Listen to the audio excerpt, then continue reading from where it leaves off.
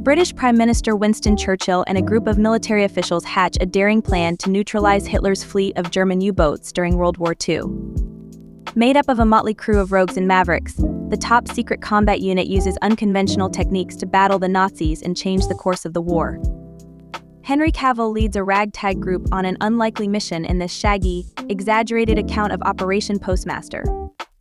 Guy Ritchie's inevitable graduation from London to Hollywood has had its moments, the rambunctious sip of the first Sherlock Holmes, the stylish homoeroticism of the man from U.N.C.L.E., but it soon felt as if the once electrifying filmmaker had been swallowed up by the system. A middling Sherlock sequel, a pointless King Arthur non-starter, and a soulless Aladdin remake seemed like enough to push not just fans away but Ritchie himself.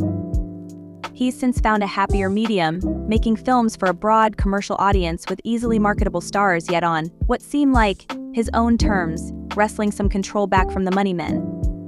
He's barely stopped ever since, with 5 films made over 5 years and 2 more slotted into the next. And there is an expectedly solid, workmanlike quality to his recent work, never enough for a 4-star rating but never risking a 2. His latest, the annoyingly titled The Ministry of Ungentlemanly Warfare, is another adequate 3-star entry, a little better than his breezy spy caper Operation Fortune Ruse de Gore, and a little less effective than his swaggering revenge thriller Wrath of Man, both 3 stars, Natch. Jason Statham might not be involved this time, but one can easily imagine him slotting into the lead role of a roguish thrill-seeker recruited for a dangerous mission. More so than Henry Cavill, who often struggles to convince as someone who hates the rulebook almost as much as he hates to shave. He plays Gus March Phillips, who led what was later called Operation Postmaster, a covert operation of unruly agents including Reacher's Alan Ritchson, Alex Pettyfer, and Henry Golding, who were sent to West Africa to sabotage Nazi U-boats during the Second World War. March Phillips was allegedly an inspiration for what was to become James Bond, with a young Ian Fleming involved in the mission at the time.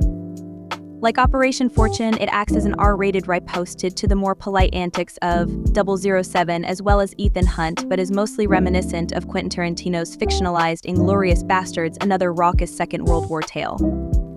Ritchie's film, based on Damian Lewis's 2014 book Churchill's Secret Warriors, the explosive true story of the Special Forces desperados of WWII, might have its basis in truth, but it's been exaggerated and contorted into something grander and sillier, for better and worse. As another one of the director's mid-budget, mid-level crowd-pleasers, it mostly works well, made enough to distract in the moment, but not quite enough to last in the many after, unlikely to catapult him to the top or sink him to the bottom.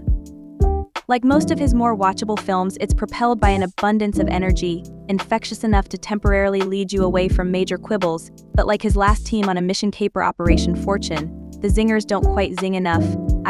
And this time there are added attempts to try to ape Tarantino with some rather awkwardly overwritten banter. Yet his ability to construct an involving action sequence remains hard to fault, and there's a juvenile joy to how violent it all gets, especially in the hands of Ritchson's bloodthirsty madman.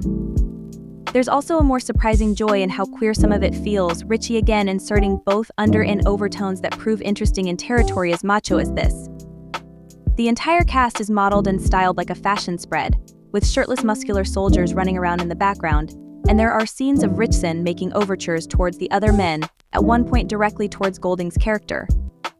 It's not quite enough to prove radical and definitely not enough to offend homophobic international censors, but it's a fun, frisky little ingredient nonetheless. If Cavill doesn't have quite as much of the deranged charm his role requires, Ritchson more than makes up for it with Isa Gonzalez and Dune's Babs Olusanmoken ably assisting as an undercover duo. Til Schweiger's villainous Nazi might just be Bastard's Hans Landa in diet form, but he pitches it right, delivering a performance as bombastic and unsubtle as the film that surrounds him. It's looking like another commercial miss for Ritchie according to early tracking, and with his last 2 films also counting as box office disappointments, it may be that his run of throwaway genre larks with decent budgets could be coming to an end.